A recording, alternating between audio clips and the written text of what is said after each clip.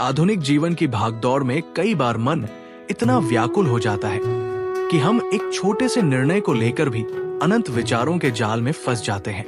इस ओवरथिंकिंग, अतिचिंतन की समस्या से बचने का उपाय कहीं बाहर नहीं, बल्कि हजारों साल पुरानी गीता की शिक्षाओं में छिपा है। महाभारत के युद्ध भूमि पर अर्जुन जब अपने प्यारे संबंधियों को लक्ष्य बनाकर सदमे में था, तब भगवान कृष्ण ने उसे गीता का उपदेश दिया।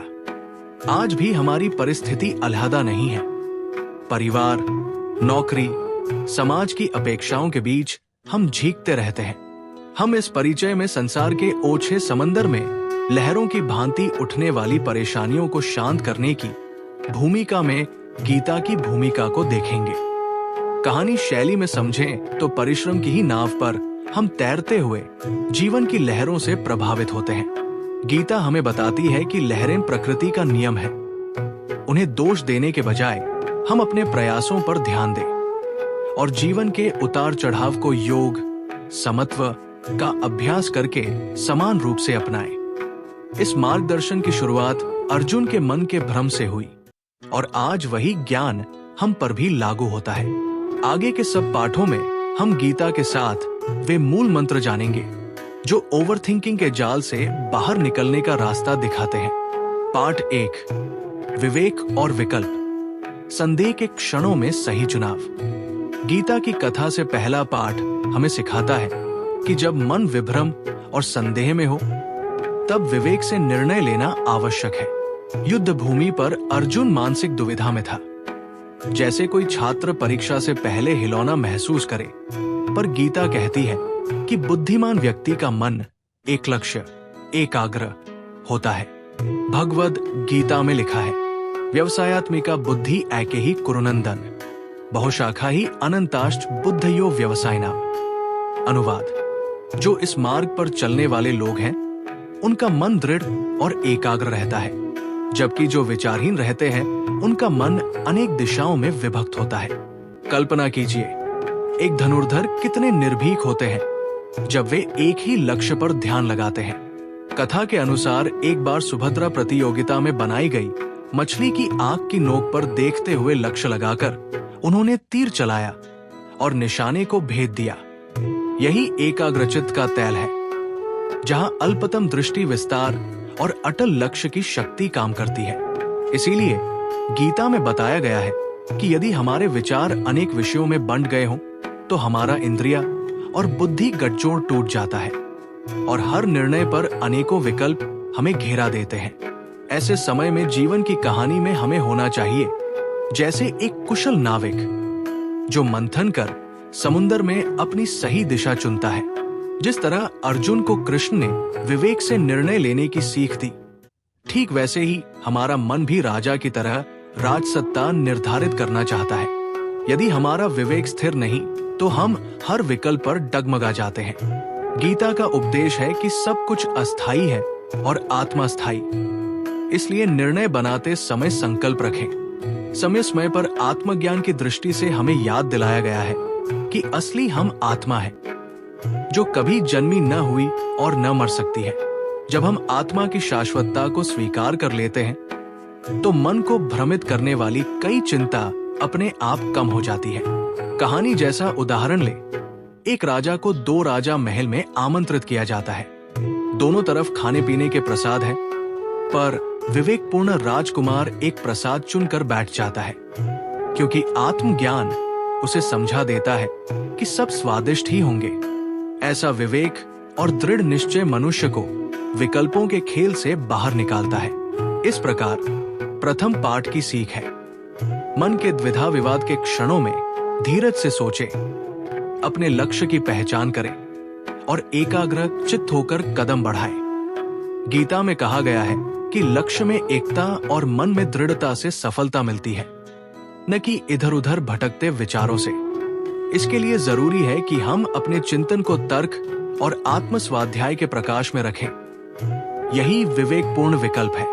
पाठ 2, कर्तव्य पर ध्यान, संदेह में कर्म की राह पकड़ो। दूसरा पाठ हमें कर्म, कर्तव्य की राह पर चले बिना समय गंवाने से बचने का पाठ पढ़ाता है। अर्जुन बैटलफील्ड पर संशयग्रस्त था कि क्या करना उचित है, लेकिन कृष्ण ने स्पष्ट कहा, कर्तव्य क्षेत्र में भी तुम्हारा सबसे बड़ा अधिकार है, अपने कर्तव्यों को पूरा करने पर, न कि उनके फलों पर। भगवद गीता के 2.47वें श्लोक में स्पष्ट है, कर्तव्य कर्म करने में ही तेरा अधिकार है, फलों में कभी नहीं। आता तू कर्म फल का हेतु भी मत बन और तेरी अकर्मण्यता में भी आसक्ति न हो। अनुवाद, अपने कर्तव्य को निभाओ पर फल की चिंता मत करो। फल पाने की इच्छा तुम्हारा बंधन बना लेती है। शंकराचार्य के अनुसार यदि हम कर्मफल की चाह में काम करें तो हम स्वयं अपने कर्मों के फल के कारण बन जाते हैं, जिससे जन्म जन्मांतर के बंधन दृढ़ होते हैं। कथा की भाषा में देखें तो यदि कोई किसान केवल पैदावार के बारे में सोचकर काम करे और अपनी मेहनत से प्राप्त सुख चैन पर आंखें बंद रखे तो स्वयं दुख पाकर निराश हो जाएगा।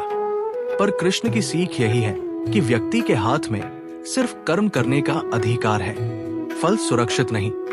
भगवत के संवादानुसार अर्जुन जैसे अनेक साधक महाभारत के समय मौजूद थे, पर वे सबको कर्म भूमि पर रहकर अपना कर्तव्य निर्वाह करने की प्रेरणा दी गई। व्यक्ति जब अपने जिम्मेदारियों पर केंद्रित रहता है तो मनचाहे समय में उपजे संदेह खुद ब खुद छंट जाते हैं। इसका उदाहरण एक राजा की कथा से समझते हैं। रात के अंधेरे में राजा को राह नहीं दिख रही थी, पर एक विद्वान साधु ने कहा कि पहला कदम तुम्हें मार्ग दिखा देगा। इसी तरह कर्म भूमि पर पहला कर्तव्य हमें दिशा देता है।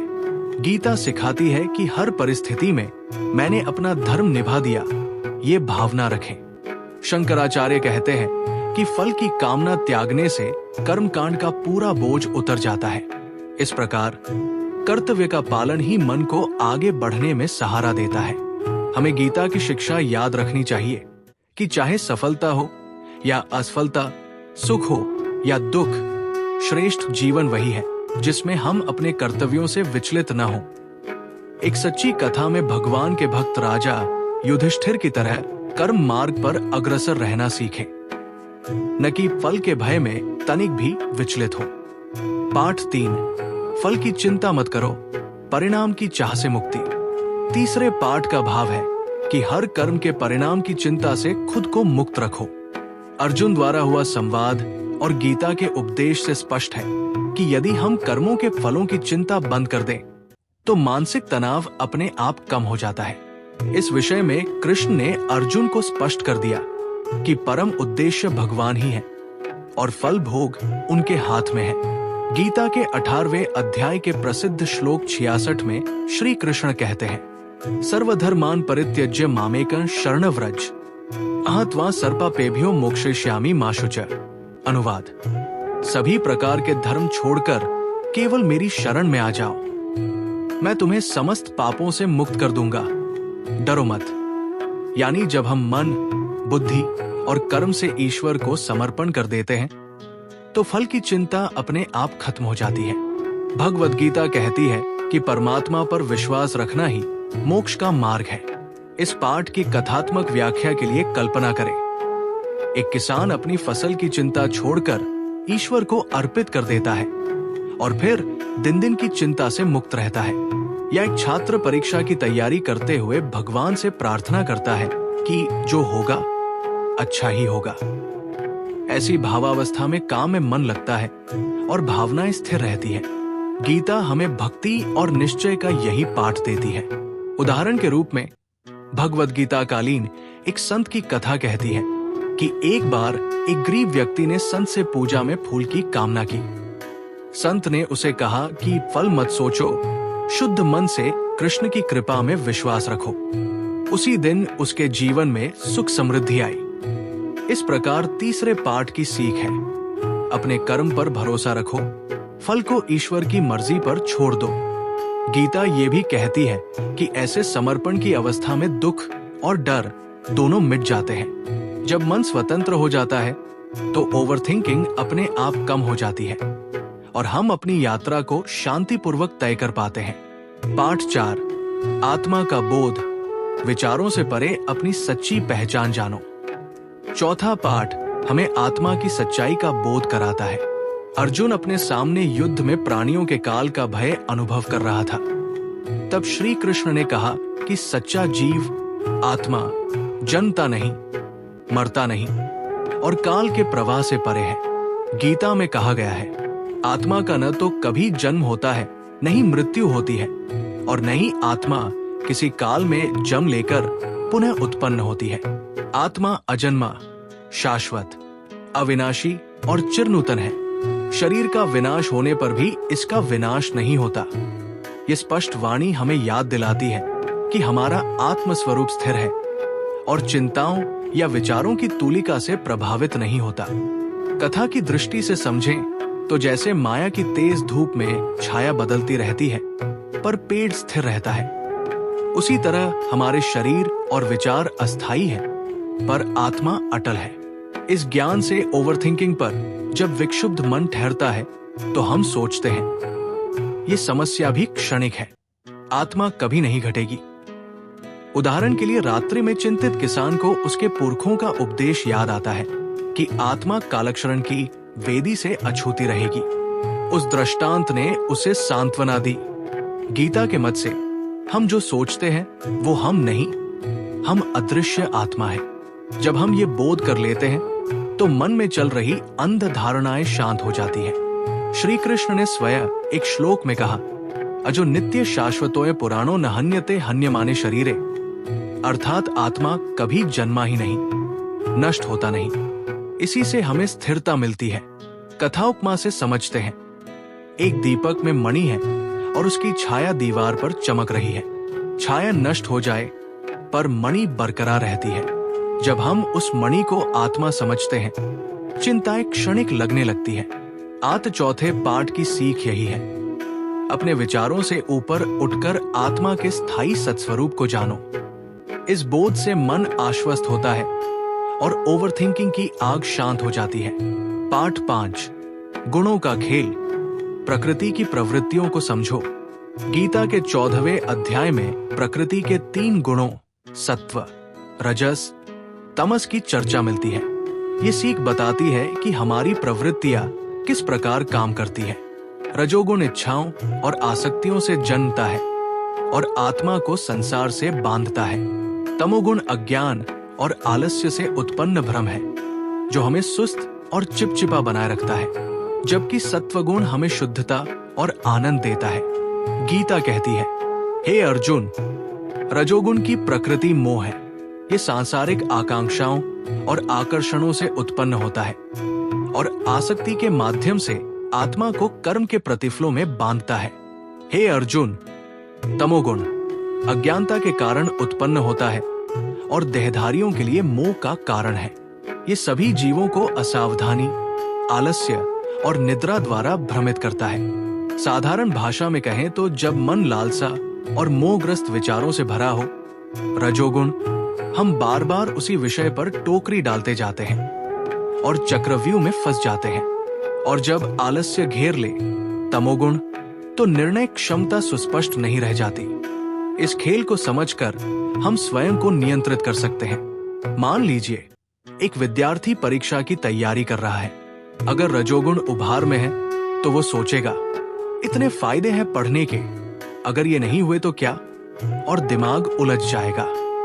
लेकिन यदि वो गुणों को समझकर सत्वरूपी गुणों को बढ़ाए, अर्थात सामंजस्य, अनुशासन, तो उसकी एकाग्रता बढ़ेगी। गीता ये भी बताती है कि गुणों के ऊपर उठकर भी एक शांति की अवस्था है जिसे सत्वात्मा कहा जाता है। पर इससे हम सिद्धांत में इस पाठ की गहराई समझते हैं। इस प्रकार पंचम पाठ सिखाता है, अपने स्वभाव को समझकर काम करो।